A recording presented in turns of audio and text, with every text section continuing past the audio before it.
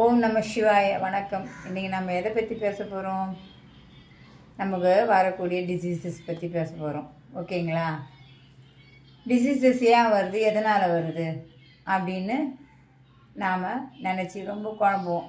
ஏன்னா நம்ம நல்லா தான் சாப்பிட்றோம், நல்லா தான் இருக்கும், நமக்கு ஏன் டிசீஸ் வருது? அதுவும் பெரிய பெரிய டிசீஸ் வரும்போது ரொம்ப மனசு தடுமாறி போகிறோம். நல்லா சாப்பிட்றோமே, நல்ல ஹெல்த்தி ஃபுட் எடுத்துக்கிறோம், நமக்கே இது மாதிரிலாம் வருது அப்படின்னு நம்ம நினச்சி ரொம்ப மனசு கஷ்டமாக போகிறோம். இதுக்கெல்லாம் காரணம் வந்துங்க, டிசீஸ் வரணுன்றதுக்கு காரணம் தசா புத்தி அப்படி இப்படி எல்லாம் போட்டு நம்மளை குழப்பிடுறாங்க. அப்படிலாம் ஒன்றும் இல்லைங்க. எல்லாமே நமக்கு வரணும்னு இருந்தால் வரும். அது இப்படி வரணும் அப்படி வரணும் அப்படிலாம் ஒன்றுமே கிடையாது. குடிகாரனுக்கு மட்டும்தான் கல்லீரல் வீக்கம் வரும், குடிகாரனுக்கு மட்டும்தான் கல்லீரல் இது ஆகுமா, ஃபெயிலியர் ஆகுமா? கிடையாது. ஒன்றுமே செய்யாதவங்களுக்கு கூட அது மாதிரி ஆகிடுது. புரியுதுங்களா? ஸ்மோக் பண்ணுறவங்களுக்கு மட்டும்தான் லங்ஸ் பாதிப்பு வருதா? கிடையாது.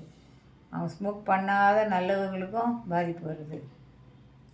அது மாதிரி பெரிய கொடிய நோய், கேன்சர் நோய், சின்ன குழந்தைங்கள்லேருந்து பெரியவங்க வரைங்க எல்லாரையுமே போய் பாதிக்குது. இதெல்லாம் ஏன் சொல்கிறேன்னா, நீங்கள் வியாதிகளுக்கும் நம்ம ஜாதகத்துக்கெல்லாம் போய் முடிச்செல்லாம் போட்டு பார்க்காதீங்க. தயவு செய்து யாரும் பார்க்காதீங்க.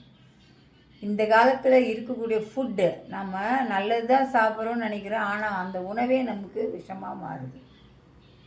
ஃபுட்டினுடைய நம்மளுடைய சிஸ்டமேட்டிக் மாறி போச்சு. நம்மளுடைய நேச்சரில் என்னென்ன ஃபுட்டு சாப்பிட்டு இருந்தோமோ அதெல்லாம் இப்போ நம்ம சாப்பிட்றது இல்லை. அதுதான் முக்கியமான ஒரு விஷயம். ரெண்டாவது, நம்ம லேட் நைட்டில் சாப்பிட்றோம். ரொம்ப லேட்டாக நைட்டு லேட்டாக தான் சாப்பிட்றோம். 10 மணிக்கு மேலே சாப்பிடவே கூடாதுன்றாங்க.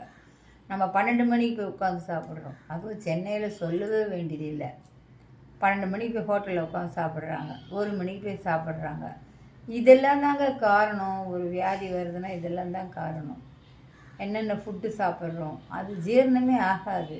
அதனால் நம்ம உள்ளுறுப்புக்கள்லாம் பாதிக்கப்படும். அதனால் வியாதிகள் வந்தால் உடனே அதுக்கு ஜாதக கட்டு எடுத்துன்னு சுற்றாதீங்க.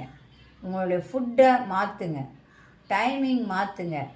நல்லா பசி எடுத்தால் சாப்பிடுங்க, இல்லையே சாப்பிடாதீங்க. ஒரு நேரம் சாப்பிட்லாம், டைம் பிரகாரம் சாப்பிட்றத முதல்ல மாற்றுங்க.